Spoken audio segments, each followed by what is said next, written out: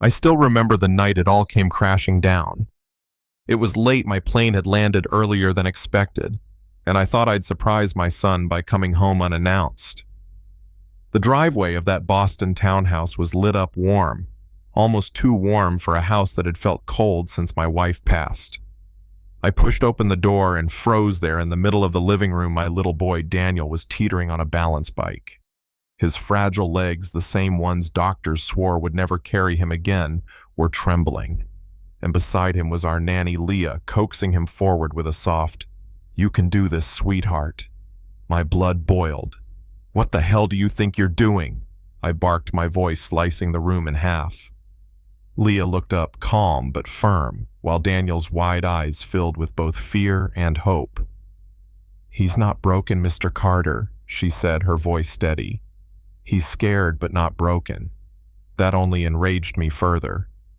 "You don't get to decide that. The doctors know better. My son can't walk, end of story." I marched over, yanking the bike away. Daniel wobbled, whimpered, and reached for Leah. My chest clenched. In a fit of anger I'd regret for the rest of my life, I told her to pack her things, that she was finished here. Daniel cried, "Please, Dad, don't make her go." His little hands clutching mine, begging me to stop. But pride is a dangerous thing. I turned away. That night the house went quiet, but it wasn't peace. It was a silence so heavy it nearly crushed me. I poured a drink, hoping to drown the guilt, and that's when I found it, an envelope tucked inside one of my late wife's journals. Her handwriting, delicate and familiar, addressed to me. Inside, a letter. She wrote about Leah, about how in her darkest days at the hospital, Leah had been her anchor, her confidant, the only one who kept her smiling through the pain.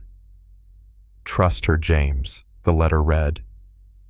"She sees Daniel the way I always hoped someone would, full of light, not limits." My throat burned. I'd just kicked out the one person my wife had trusted with our son's future. The next morning, I swallowed my pride and drove across town. Leah's apartment was nothing like our polished estate walls, painted with chipped colors, the smell of coffee and laundry soap lingering in the air. When she opened the door, Daniel pushed past me, running, or rather stumbling, into her arms. My son, who was supposed to be paralyzed, was standing clutching her with all his might. Leah's eyes held no anger, only exhaustion. I asked her to come back. She didn't say yes right away. She looked me dead in the eye and said, "If I return, it's on one condition. You stop standing in your son's way." From then on, everything changed. Each day was a battle.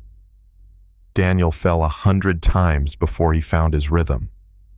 I'd catch myself wanting to rush over to scoop him up to stop the tears, but Leah would hold me back, whispering, "Let him fall. Falling isn't failing, it's learning." Slowly, I started to understand. Slowly, I started to believe. One Saturday at the park, surrounded by other kids and their skeptical parents, Daniel insisted on trying his bike without help. He pushed forward, legs shaking like reeds in the wind. A group of mothers whispered, one man muttered, "Cruel to give that boy false hope." My fists tightened, but Leah's voice cut through the noise. "Eyes on your son, not them." Daniel wobbled, swerved, and then down he went hard on the pavement. Gasps filled the air. I took a step forward, ready to rush, but Leah grabbed my arm. "Don't. Watch him." And I did.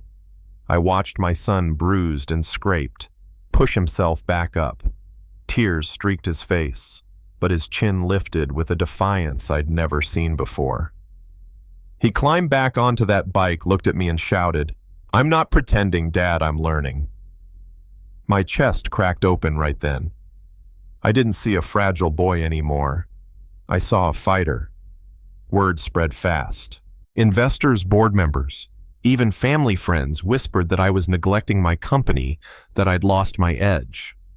Some begged me to step down from the CEO chair, claiming I was a liability. For once in my life, I didn't care. Money, power, all of it meant nothing if I failed at the one job that mattered, being a father. When the board threatened to oust me, I called a press conference. The cameras flashed reporters hungry for scandal. I stood at that podium, cleared my throat, and instead of defending my portfolio or market shares, I introduced my son. Daniel, with knees still bandaged, rolled his bike onto the stage. The room murmured some mocking, some pitying. And then my boy pedaled slow but steady across that stage. By the time he reached the other side, the room was silent. Not a single flash, not a single word, just awe. I lost the company that day, but I gained something bigger. Each morning now, Daniel and I train together. He rides laps in the yard while I jog beside him, breathless, laughing, alive in ways I hadn't been in years. Some nights he asks me, "Dad, do you think I can ride to school by myself one day?" And I tell him, "Son, one day you'll ride anywhere you want. I'll just be there running alongside, cheering you on." I thought my legacy would be measured in skyscrapers, contracts, the weight of my last name in glossy magazines. Turns out my real legacy is a boy who refuses to let fear define him. A boy who taught me that falling is part of the journey, that resilience matters more than appearances, and that love, the kind you fight for, the kind you humble yourself for, is what truly lasts. Now I sit here telling you this because I want you to think about something. What would you choose if the world forced you between wealth and family, between pride and forgiveness? Have you ever misjudged someone so badly only to realize later they were the key all along? Drop your thoughts in the comments. Tell me if you think I was wrong to fire Leah that night, or if losing my empire was worth gaining my son. And if you've ever seen someone rise after being told they never could share that story too.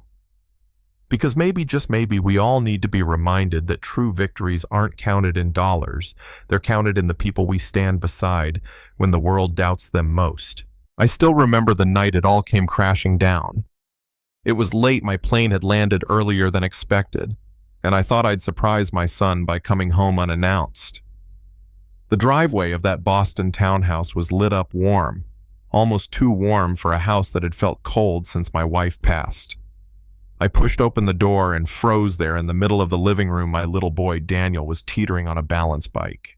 His fragile legs, the same ones doctors swore would never carry him again, were trembling. And beside him was our nanny Leah, coaxing him forward with a soft, "You can do this, sweetheart." My blood boiled. "What the hell do you think you're doing?"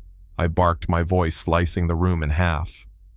Leah looked up, calm but firm, while Daniel's wide eyes filled with both fear and hope.